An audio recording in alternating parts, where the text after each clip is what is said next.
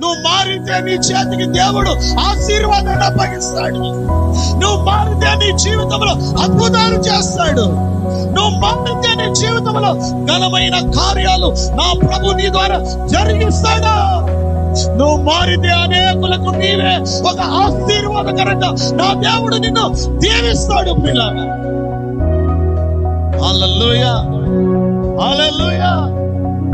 నువ్వు మారాలి, నువ్వు మారాలి. అబ్రహాము మారాడు. దేవుడు అబ్రహాముతో చెప్పాడు, ఇదిగో అబ్రహామా, ఈ రోజు నుండి ఇదిగో ఒక ఫాదర్ ఆఫ్ నేషన్స్ అని చెప్పాడు. అంటే నువ్వు అనేక జనములకు నువ్వు తండ్రివయ్యా, అనేక దేశాలకు తండ్రివయ్యా.